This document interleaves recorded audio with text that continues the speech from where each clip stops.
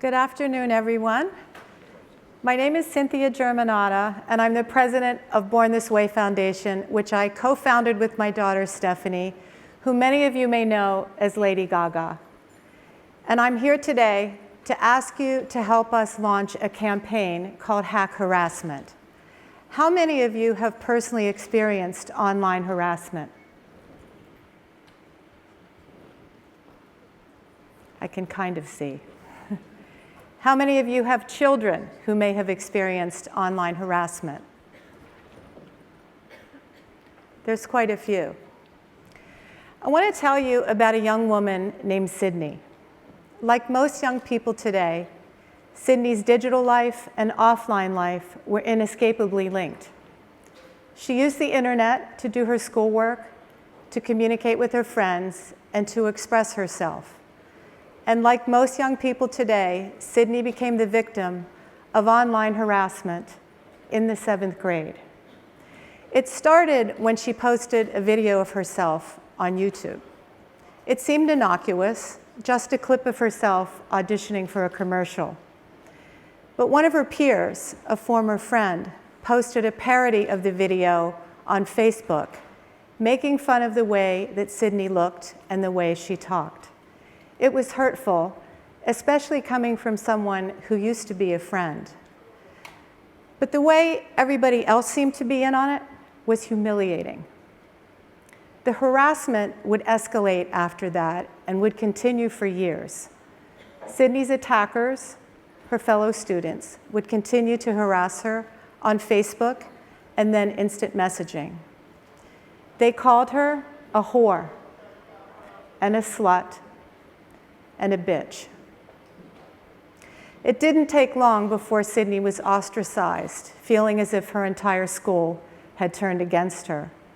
She told her parents, who went to the school and to the school district, and administrators said there was nothing they could do because the harassment was happening online. But online harassment can have very real consequences. Sydney became terrified to go to school, feeling and actually pretending to be sick just to avoid her abusers. But when the school year ended, they used social media to round up people to sit outside Sydney's house, and she was afraid to even step outside her own front door. Sydney was under constant pressure, becoming anxious, becoming depressed. She turned to self-harming behavior to cope, and eventually became suicidal. These may have just been words on a screen.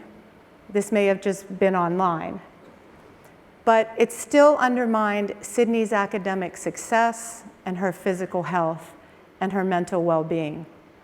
After years of intensive inpatient and outpatient treatment, Sydney eventually made a full recovery and is thriving today in college. But unfortunately, Sydney's story is an increasingly familiar one. I can't tell you how much Sydney's story resonates with me and with our family. As a mom, I can really understand what Sydney's parents must have gone through, watching their daughter struggle so terribly and feeling powerless to help. When my daughter Stefani was in high school, she was undeniably unique. But unique can be a difficult thing to be for a kid. And her peers didn't always appreciate the things that made her different. She was often humiliated, taunted, and isolated, and it was devastating for her to experience and heartbreaking for me to watch. And when she graduated and went off to college, many of these same patterns continued. And it wasn't long after she started college at NYU that a group of her classmates started a Facebook page called Stefani Germanotta Will Never Be Famous. It was filled with posts mocking Stefani and making fun of her music. I'm sure they thought it was funny. I'm sure they thought it was just a joke. And perhaps it wasn't as severe as what Sydney and many other young people have gone through. But it was hurtful all the same. And it was difficult, especially the impact of it was just as difficult for me to watch as it was to see those offline, pranks and taunts. years before. Whether online or offline, the experiences that Stefani had caused her to question her self-worth, and that self-doubt led to anxiety and depression and destructive behavior. When my daughters started touring, she would often speak about these experiences while she was on stage and actually how they affected her during her performances. And it was really helpful to her to talk so openly, and it was helpful to the young people who were listening to know that they weren't alone. And as we began touring the world together, we heard so many stories from young people who had endured similar circumstances. And whether the meanness and cruelty that they experienced had happened online or offline, the hurt was still the same. And that's why we started Born This Way Foundation. We wanted to help build safe spaces where young people could fully express themselves without fear of being harassed. We wanted to equip them with the tools they need to thrive, not just physically, but mentally and emotionally. And we want to create a world that's kinder and braver, both online and offline. And that's why we joined Intel, Vox Media and Recode to launch a campaign called Hack Harassment. We all know that the internet is an incredibly powerful tool that has transformed the global economy and revolutionized the way millions communicate, collaborate, and express themselves. But online harassment has the potential to derail that. 40% of all internet users have been harassed. No one is immune. None of us are immune. But women, people of color, LGBTQ individuals, and young people in particular are all disproportionately affected. In fact, 7 out of 10 young people have been harassed online. Now, Sydney's story shows us that these are not just words on a screen. Online harassment has the potential to be just as harmful as any other form of abuse, whether it is online or whether it is offline. And it will take a large community to actually solve it. Over a third of those who were harassed said that it hurt their self-esteem, and nearly a third said that they were scared for their lives. A few years ago, maybe a few generations ago, when a young person was being bullied like me, they could simply go home to avoid their abusers. But today, harassment can follow them anywhere.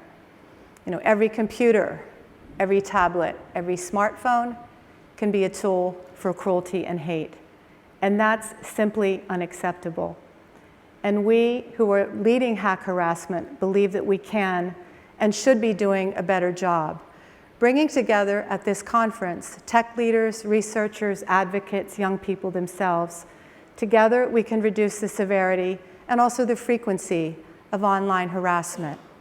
And we can do this if we continue to elevate the conversation and to foster collaboration and to actually cultivate real solutions. But online harassment is a big problem, and it will take a big team to fix it. We already have organizations all around the world that have joined us in the fight. Groups like HeartMob and the CyberSmile Foundation are helping people who've been abused online, and the Pew Research Center is conducting crucial research into its cause and into its effects. And end users, particularly young people, they want change. They want to create an online culture that is safer and is much more inclusive, but they need help, and that's where you come in. Online harassment is a collective problem, and it requires collective action to address it. And I would like to challenge all of you today to take a pledge with me to do so. Every one of you in this room right now has the potential and the responsibility, I believe, to step in and to pitch up.